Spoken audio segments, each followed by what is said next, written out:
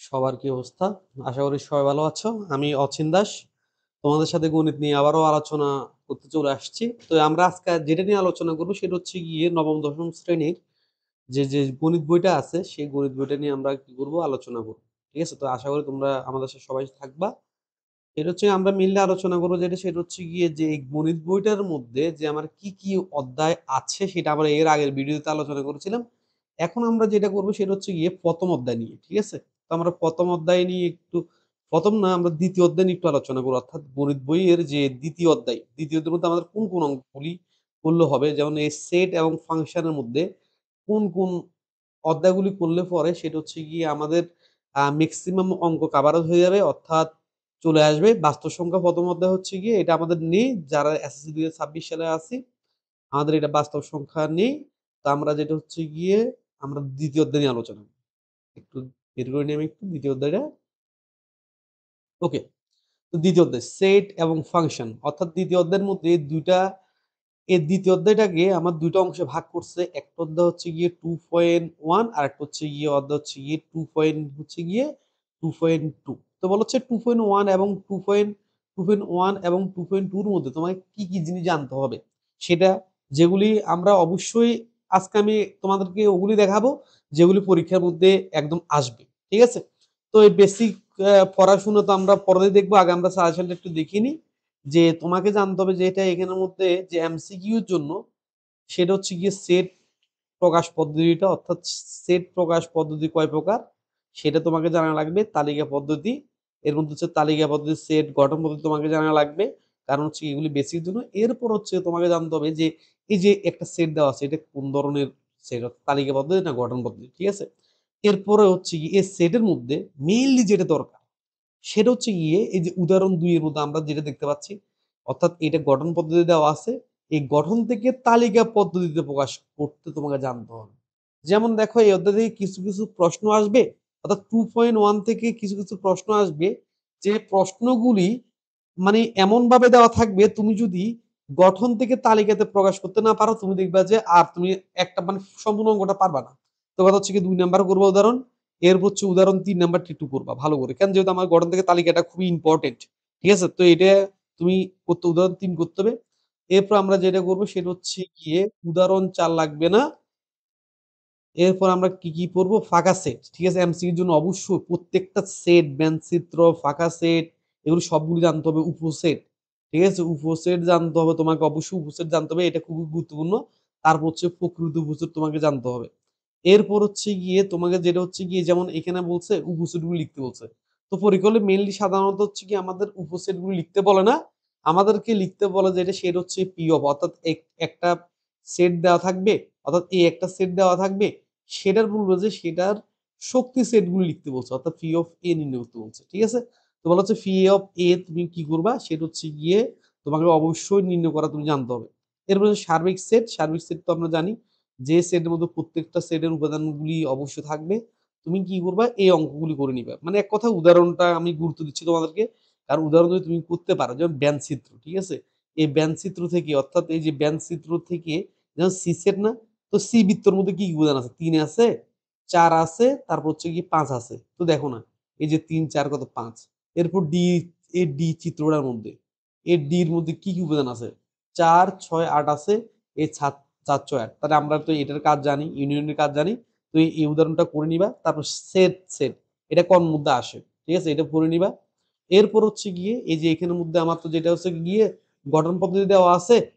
তুমি এটা কি করতে হবে? দোনোটা তালিকা পদ্ধতি প্রকাশ করে তারপরে এই যে ইন্টারসেকশন এর কাজ আমরা সবাই পারি। কমন যেটা থাকে সেটা, সেই অঙ্কগুলো তুমি ধারণা নিতে হবে। নিশ্চিত সেট অবশ্যই আসে।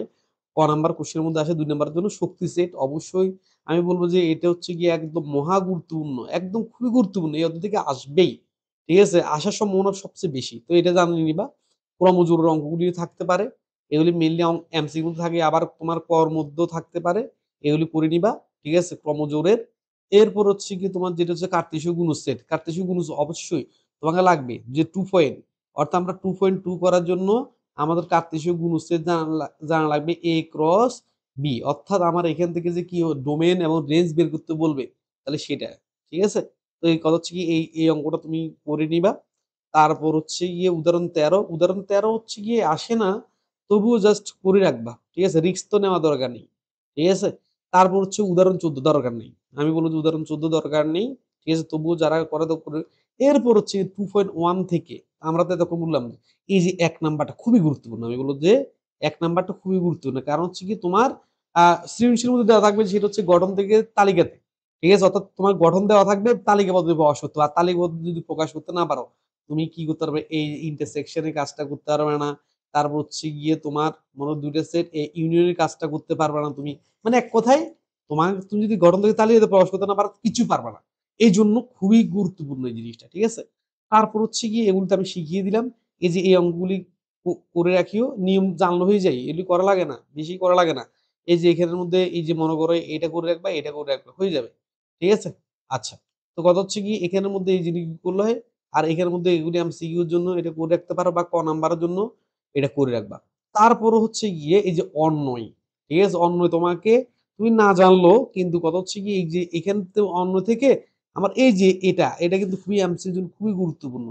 খুবই গুরুত্বপূর্ণ এটা। ঠিক আছে? এই লাইনটা মাথায় রাখবা। এরপর হচ্ছে গিয়ে যে অঙ্কটা করে রাখবা, উদাহরণ করে রাখবা। এরপরে আমরা যেটা পাবো, যে অঙ্কগুলি পাবো যেমন সেটা হচ্ছে অন্য নির্ণয় করা। এই যে অন্য নির্ণয় উদাহরণ ১৬। তাহলে তো আমি মোটামুটি বলে দিচ্ছি বইয়ের যে উদাহরণগুলি আছে সেগুলি ভালোভাবে করে ফেলবা। ঠিক আছে? এটা করবা।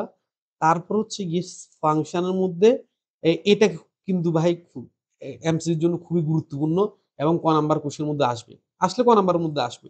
আবার এটা হচ্ছে গিয়ে এটাও গুরুত্বপূর্ণ এমসিকিউর জন্য এবং ক নাম্বারের জন্য গুরুত্বপূর্ণ বা ৪ নাম্বারের সময় অসময় দিয়ে থাকে কিন্তু দেয় না। খুবই কম দেয়।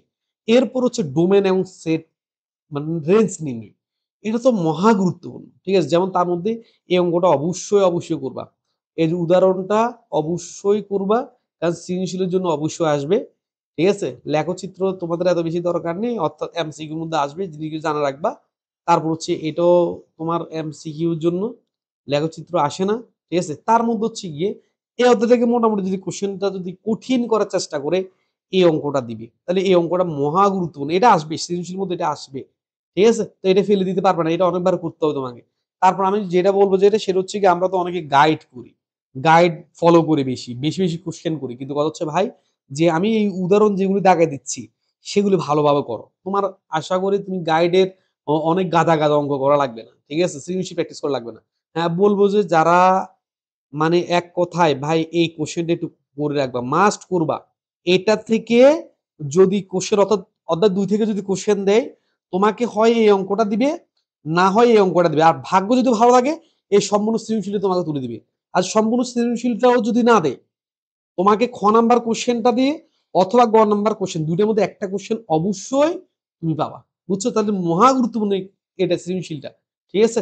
এরপর হচ্ছে কি এই এমসিকিউ। এই যে এখানের মধ্যে যে এমসিকিউ গুলো আছে সেগুলো অবশ্যই তুমি করে রাখবা। কারণ হচ্ছে আমি বিশ্বাস করি যারা বইয়ের এমসিকিউ গুলো ভালো করে বুঝে করে তাহলে অবশ্যই তারা মানে এক কথায় আমি তোমাদের কি বলবো ভাই এই জিনিসগুলো তুমি যদি এগুলি করো তোমার দেখবা তুমি বিগত সালের কোশ্চেন গুলো তুমি এনালাইজ করো।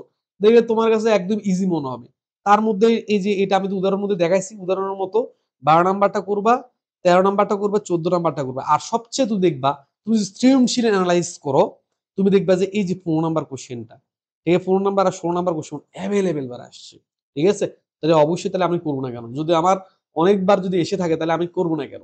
ঠিক আছে? করতে হবে অবশ্যই। ঠিক আছে? এরপর হচ্ছে গিয়ে এই সৃজনশীল বইয়ের সৃজনশীল অবশ্যই বাদ দেওয়া যাবে না। কারণ বইয়ের সৃজনশীল যদি বুঝে যদি করো, আমি বিশ্বাস করি যেটা সেটা হচ্ছে তোমাকে কেউ এই অধ্যায় অর্থাৎ ২ মধ্যে তোমাকে ফেলতে পারবে না। ঠিক আছে?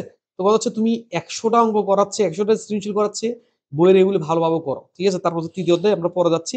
তো তোমাদেরকে আমি যেটা বলব সেটা হচ্ছে গিয়ে গণিতের এই যে 2 পয়েন্ট, ঠিক আছে? আমি একটু জাস্ট একটু জুম করে যে সেটা হচ্ছে গিয়ে এই যে 2 পয়েন্ট, ঠিক আছে? অধ্যায় 2.1 এবং 2.2 তুমি ভালোভাবে করে ফেলবা। তুমি যখন ভালোভাবে করবা দেখবা যে এই যে তোমরা হচ্ছে এসএসসি ২০২৬ সাল, ঠিক আছে? ২০২৬ সালের পরীক্ষার্থী টেনশন নেওয়ার প্রয়োজন নেই। তোমরা একেতে শর্ট সিলেবাস তার মধ্যে এই অধ্যায় থেকে মাস্ট একটা কমন পাবা। আমি যে অঙ্কগুলি দাগিয়ে দিয়েছি শুধু সেগুলি করো। উদাহরণ যেগুলো আছে সেগুলি করো। দেখবা যে তোমার একদম টেনশন করতে হবে না। আর যেটা হচ্ছে গিয়ে তোমরা যদি আমাদের সাথে যদি যুক্ত থাকো আর আমাদের অবশ্য গণিত কোর্স যেটা আছে, গণিত কোর্স শুরু হইছে। ঠিক আছে? এই কোর্সের মধ্যে তোমরা আমাদের সাথে যুক্ত থাকো। আর যারা যুক্ত হবা তারা তো বুঝবা যে আসলে এই যে এই অঙ্কগুলি করার মাধ্যমে তুমি একদম ফুল আনসার করে ফেলতে পারবা। এক কথায় তোমার ভালো একটা প্রিপারেশন হবে। তো আমি বলব যে আমি তো তোমাদের সাথে থাকবো। যেকোনো প্রয়োজনে অবশ্যই তোমাদেরকে আমি হেল্প করার চেষ্টা করব। সেটা হচ্ছে গিয়ে অনেকে আমি তো বলব যেটা হচ্ছে গিয়ে গণিত কোনো কিছু না ভাই। গণিত হচ্ছে একদম পানির মতো। পানি খেতে তো একটা কি লাগে? একটা সেটা হচ্ছে সময়, একটা কষ্ট সাপেক্ষ। ঠিক আছে? একটা সময় সাপেক্ষ। কিন্তু গণিতটা এতটা মজা তুমি বুঝে, বুঝে যদি করো, দেখবা যে অঙ্ক তোমার কাছে কোনো কঠিন না। আমাদের কাছে অঙ্ক কঠিন হওয়ার মেইন কারণ হচ্ছে গিয়ে যে আমরা গণিত করি না, আমরা গণিতকে ভয় পাই। যে জিনিসটা তুমি ভয় পাবা, তুমি দেখো না। এই যে হাতটাকে তুমি যদি একদম এখানে নিয়ে আসো, তুমি দেখবে যে আঙ্গুলগুলো তোমার অনেক বড়, বড় লাগতেছে। কিন্তু তুমি দেখো এটা অনেক দূরে নিয়ে যাও।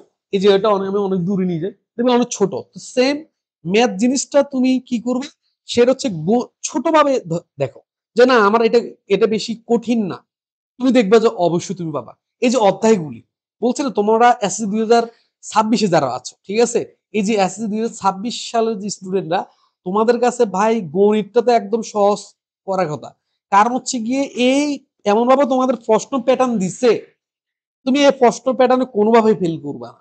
এই যে আমি যে অঙ্কগুলি দাগিয়ে দিয়েছি, যে অঙ্কগুলি আমি দাগিয়ে দিয়েছি তুমি শুধু সেগুলি ভালো করে করো। তুমি দেখবা যে তোমার কোনো টেনশন নেই। এই যে এগুলি আমি দাগিয়ে দিচ্ছি তোমরা পারলে শুধু এগুলি করো। বলছে না এগুলি প্রথম যদি করতে পারো, এই অঙ্কগুলি করার পরে তুমি যদি ভালোভাবে পারো, এরপর তুমি গাইডের এমসিকিউ এবং সৃজনশীল তুমি দেখো। তুমি যদি না পারো অবশ্যই তুমি আমাকে কমেন্ট করে জানাবা যে ভাই আমি এই অঙ্কগুলি সবগুলি করতে পারি। আমি সবগুলি করতে পারি কিন্তু আমি তবুও পারতেছি না। তাহলে অবশ্যই আমি বলবো যে সেটা হচ্ছে গিয়ে হ্যাঁ গণিত কঠিন জিনিস। কিন্তু গণিত কোনো কঠিন না। আমি তোমাকে বারবার একটা কথা বলছি, গণিত কোনো কঠিন জিনিস না। গণিতকে তুমি ভালোবাসতে হবে, তুমি ভালোভাবে তুমি কষতে হবে। অঙ্কগুলি, সমস্যাগুলির সমাধান করতে হবে। তুমি যত বেশি সমস্যার সমাধান করবা, তত বেশি দেখবা যে ওই সমস্যাটা তোমার কাছে কিছুই না। ঠিক আছে? তো কথা হচ্ছে আমি পরবর্তী অধ্যায়ে যেগুলি আছে সেগুলির উপরও আমি তোমাদেরকে এরকম করে দাগিয়ে দিব। কোন, কোন অঙ্কগুলি করতে হবে। তাহলে সেগুলি ভালোভাবে করো। দেখবা যে এগুলি করলে হয়ে যাবে। আমরা তো কি করি মানে বোকা আমরা।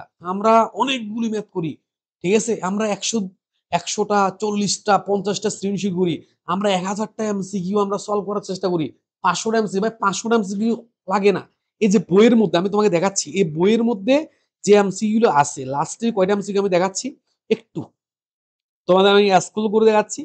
লাস্টে দিয়ে মনে হয় আমার ৬টা না ৭টা এমসিকিউ আছে। এই যে দেখো। এই যে কয়টা এমসিকিউ আছে? ১টা, ২টা, ৩টে, ৪টা, ৫টা, ৬টা, ৭টা এমসিকিউ আছে। ঠিক আছে? ৭টা তারপর হচ্ছে গিয়ে এখানে একটা ৮টা এ ৯টা। ভাই ৯টা এমসিকিউ যদি তুমি বুঝে, বুঝে করো, ৯টা এমসিকিউ কিরকম করে করতেছি এটা যদি তুমি দেখো, এটা যদি তুমি বুঝো দেখবা যে তোমার কাছে ম্যাথ কোনো কঠিন না। সেট তো একদম তোমার কাছে একদম পানির মতো হয়ে যাবে। ঠিক আছে? তো কথা হচ্ছে গিয়ে তোমরা আমাদের সাথে যুক্ত থাকো। অবশ্যই ভিডিওটি ভালো লাগলে অবশ্যই বন্ধুদের মধ্যে শেয়ার করে দিবে। আর তোমরা যদি আমাদের সাথে যুক্ত থাকো, গণিত জার্নিতে যদি আমার সাথে যদি তোমরা চলতে চাও, ঠিক আছে? তাহলে অবশ্যই আমি লিংকের মধ্যে আমি WhatsApp নাম্বার দিয়ে দিব। WhatsApp নাম্বারে কি করবা? যোগাযোগ করবা।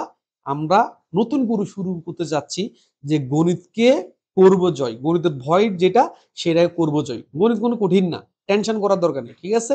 তো আজকে আমি এখানে রাখতেছি। আমি অচিন দাস। আবার দেখা হবে তোমাদের সাথে এক নতুন কোনো ভিডিও নিয়ে। ধন্যবাদ সবাইকে।